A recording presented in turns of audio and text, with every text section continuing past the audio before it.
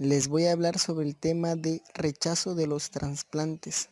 Uno de los principales obstáculos para realizar trasplantes es el proceso de rechazo, en el que el sistema inmunitario del receptor reconoce al injerto como extraño y lo ataca. La clave para un trasplante exitoso ha sido la obtención de tratamientos que prevengan o minimicen el rechazo. Reconocimiento y rechazo de aloinjertos. El rechazo es un proceso en el que los linfocitos T y los anticuerpos producidos contra los antígenos del injerto reaccionan contra los injertos y los destruyen. Reconocimiento de aloantígenos del injerto. Las principales diferencias antigénicas entre un donante y un receptor que dan lugar al rechazo de los trasplantes son diferencias en los alelos antígenos leucocitarios humanos. Tras el trasplante, los linfocitos T del receptor reconocen a los antígenos del donante presente en el injerto por dos vías.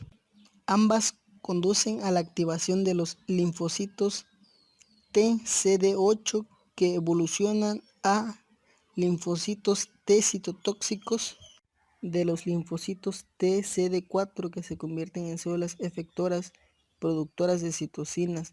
La vía indirecta puede ser más importante para el rechazo agudo mediado por los linfocitos T citotóxicos, y la vía indirecta puede desempeñar un papel mayor en el rechazo crónico. Mecanismo de rechazo del injerto.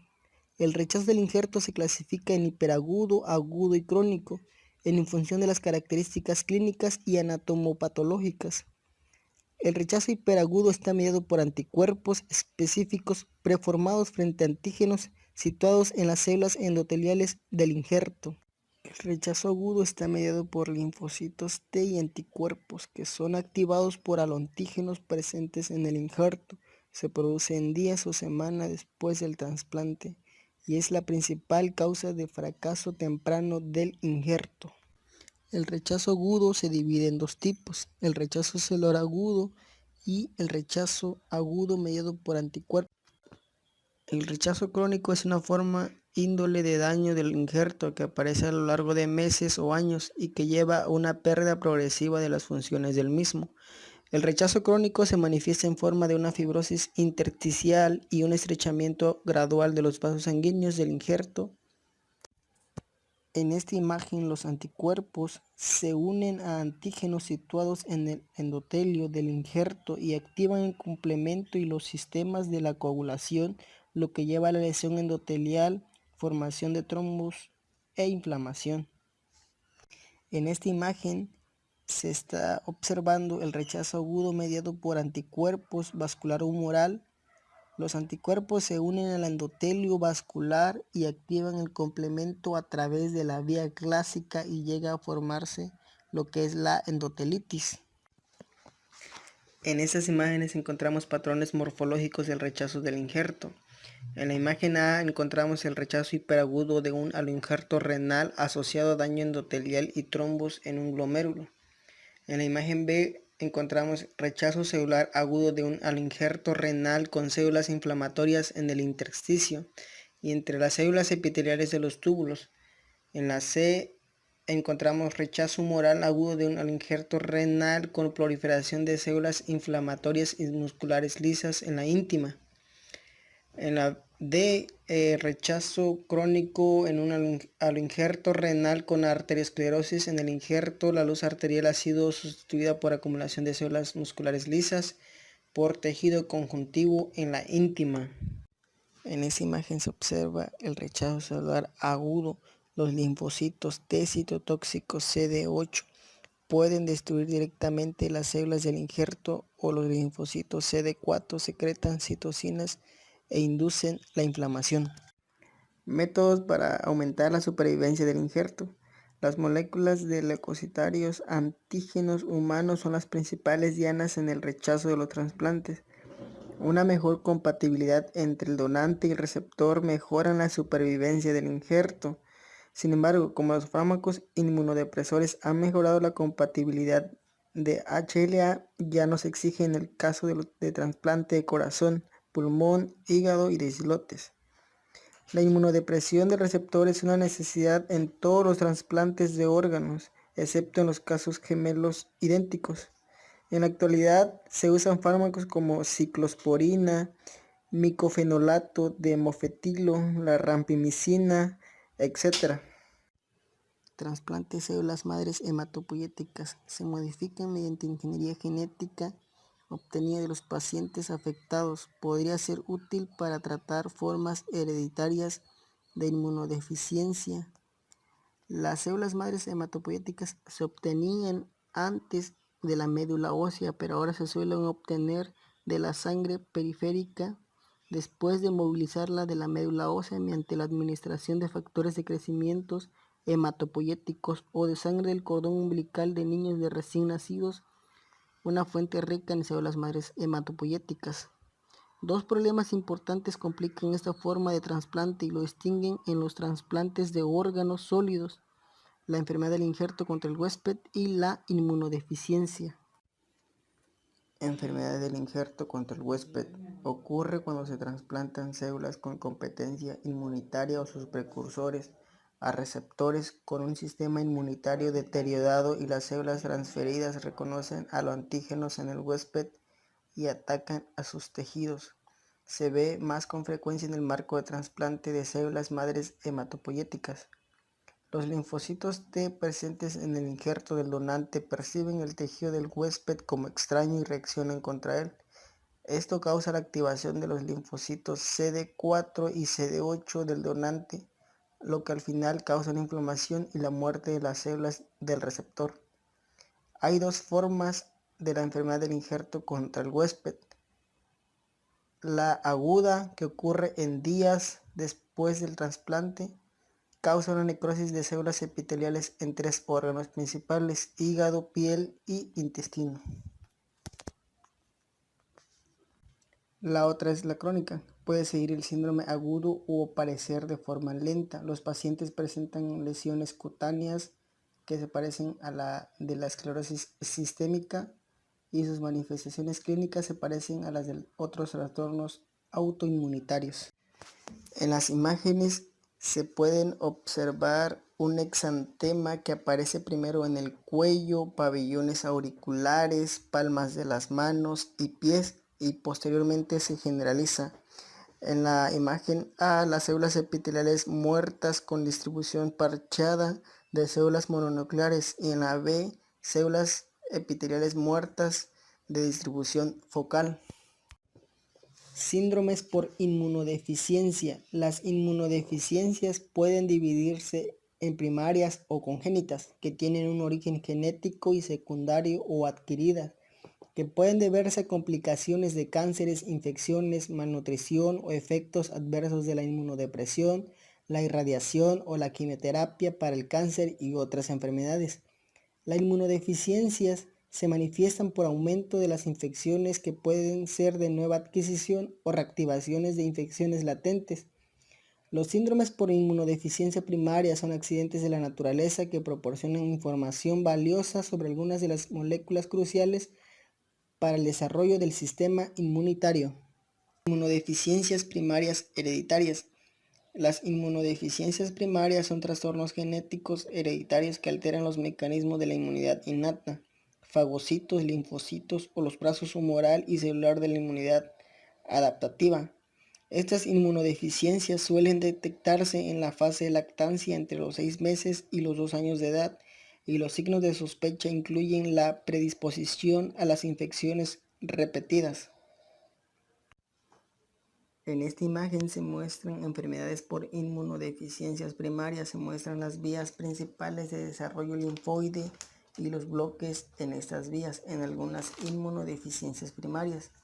Los genes afectados de algunos trastornos están indicados entre paréntesis, como es la deficiencia de adenosina desaminasa, agamaglobulinemia ligada al cromosoma X, el síndrome de hiperinmunoglobulina M, deficiencia de inmunoglobulina A, inmunodeficiencia combinada grave, así como la inmunodeficiencia variable común X, así también como el síndrome de DiGeorge.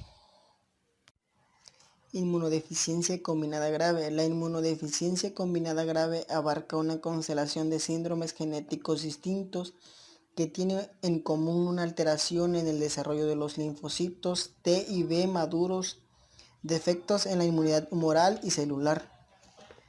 Los lactantes afectados debutan con candidiasis oral, un exantema del pañal acentuado y retraso de crecimiento. Algunos presentan un exantema generalizado. Los niños con inmunodeficiencia combinada grave están sumamente predispuestos a sufrir infecciones graves recurrentes por una amplia variedad de microorganismos patógenos, como lo es el citomegalovirus, varicela y un gran número de bacterias. Se describen dos formas importantes de inmunodeficiencia combinada grave, que es la ligada al cromosoma X. Aproximadamente la mitad de los casos de inmunodeficiencia combinada grave están ligados al cromosoma X. Estos se deben a mutaciones del gen que codifica la cadena gamma común compartida por los receptores para las citocinas de interleucina 2, 4, 7, 9 y 15. Y también está la autosómica recesiva. El 40 o 50% de los casos de inmunodeficiencia combinada grave siguen un patrón autosómico recesivo de herencia, y aproximadamente la mitad de ellos se debe a mutaciones en la adenosina desaminasa, que es una enzima implicada en el metabolismo de las purinas. En esta diapositiva se muestran inmunodeficiencias primarias, como lo es agamaglobulinemia ligada al cromosoma X o enfermedad de Bruton. Se caracteriza porque los linfocitos pre-B no se diferencian en los linfocitos B maduros y, como su nombre implica, existe una carencia secundaria de anticuerpos de gamaglobulinas en la sangre. Es una de las formas más frecuentes de inmunodeficiencia primaria y ocurre con una frecuencia de alrededor de 1 por cada 100 lactantes varones. La enfermedad se caracteriza clásicamente por una profunda reducción del número de linfocitos B en la sangre y los órganos linfoides, y en ausencia de centros germinales y células plasmáticas en estos órganos. El número y la respuesta de linfocitos T pueden ser normales. La enfermedad no suele manifestarse hasta los 6 meses de edad aproximadamente, que es cuando se agotan los anticuerpos maternos transportados a través de la placenta. El tratamiento de la agamaglobulinemia ligada al cromosoma X es el tratamiento de sustitución con inmunoglobulinas intravenosas procedentes de la mezcla del suero. Está otro síndrome de DiGeorge, o conocido también como hipoplasia tímica. El síndrome se debe a un defecto congénito en el desarrollo del timo que da lugar a una maduración deficiente de los linfocitos T. No hay linfocitos T en los ganglios linfáticos, ni en el vaso, ni la sangre periférica, y los lactantes con este defecto son sumamente vulnerables a las infecciones víricas, micóticas y por protozoos. El trastorno es una consecuencia de una malformación congénita que afecta a la tercera y cuarta bolsas faríngeas, estructuras que dan lugar al timo, glándulas paratiroideas y parte de la cara y del callado de la aorta. Síndrome de hipergamaglobulinemia M se caracteriza por la producción de concentraciones normales o incluso supranormales de anticuerpos de inmunoglobulina M y de concentraciones reducidas de los isotipos de inmunoglobulina G, A, E. Es una incapacidad de los linfocitos T para activar a los linfocitos B. Aproximadamente el 70% de los sujetos con síndrome de hipergamaglobulinemia M tienen una forma ligada al cromosoma X de la enfermedad causada por mutaciones en el gen que codifica el CD40L localizado en el cromosoma XQ26. Inmunodeficiencia variable común es un grupo heterogéneo de trastorno cuya característica común es la hipogamaglobulinemia, que afecta generalmente a todas las clases de anticuerpos, pero a veces solo a la inmunoglobulina G. El diagnóstico de la inmunodeficiencia variable común se basa en la exclusión de otras causas bien definidas de menor producción de anticuerpos. Deficiencia aislada de la inmunoglobulina A. Se trata de la inmunodeficiencia primaria más frecuente y afecta alrededor de 1 de cada 700 sujetos de raza blanca. La inmunoglobulina A es la principal inmunoglobulina en las secreciones mucosas y por ello está implicada en la defensa de las vías respiratorias y del tubo digestivo. La patogenia de la deficiencia de inmunoglobulina A parece tener una relación con un bloque en la diferenciación terminal de los linfocitos B secretores de inmunoglobulina A.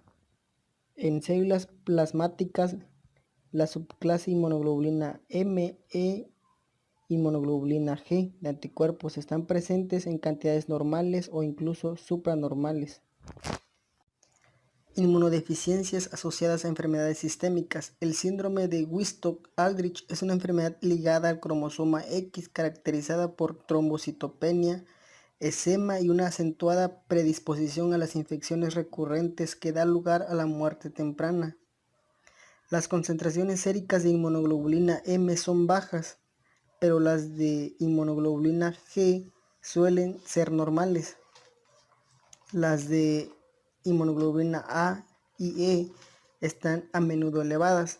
El síndrome se debe a mutaciones en un gen ligado al cromosoma X que codifica la proteína del síndrome de Wittstock-Aldrich, que pertenece a una familia de proteínas transmisoras de señales que conectan receptores de membrana, como los receptores para el antígeno, como elementos del citoesqueleto. El único tratamiento es el trasplante de células madres hematopoyéticas. La ataxia telangiectasia es un trastorno autosómico recesivo caracterizado por una marcha anómala, malformaciones vasculares, deficiencias neurológicas, una mayor incidencia de tumores e inmunodeficiencia. Puede afectar a linfocitos B como a los linfocitos T.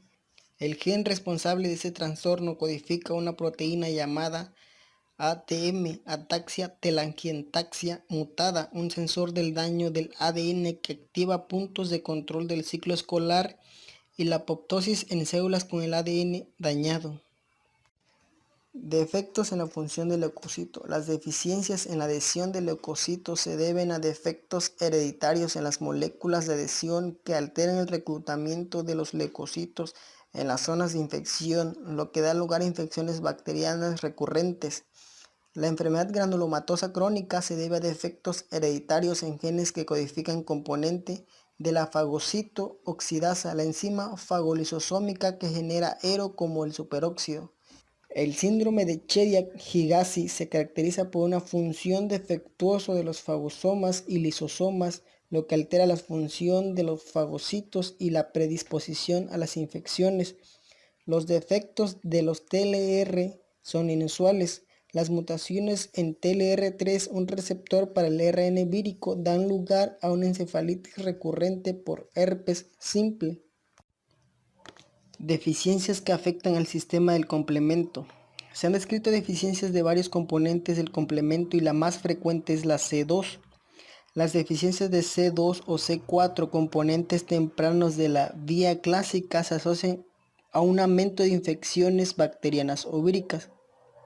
La deficiencia de C2, C4, C1, que la manifestación dominante es la enfermedad autoinmunitaria similar a LES, posiblemente debido a que esos factores participan en la eliminación de los inmunocomplejos. La deficiencia de C3 es inusual. Los defectos en las proteínas reguladoras del complemento dan lugar a una inflamación o lesión celular excesivas. Una deficiencia del inhibidor de C1 da lugar a un trastorno autosómico dominante llamado angioedema hereditario. El C1 es un inhibidor de muchas proteasas como la calicecreína y el factor de coagulación 12, ambos implicados en la producción de péptidos vasoactivos como la bradicina. Por lo tanto, la actividad defectuosa de C1 conduce a una producción excesiva de la bradicinina, que es un potente vasodilatador. Las inmunodeficiencias secundarias adquiridas pueden encontrarse en sujetos con cáncer, diabetes y otras enfermedades metabólicas, malnutrición, infección crónica y en pacientes que reciben quimioterapia o radioterapia por cáncer o fármacos inmunodepresores para evitar el rechazo del injerto o tratar enfermedades autoinmunitarias. Las inmunodeficiencias secundarias son más frecuentes que los trastornos de origen genético primario.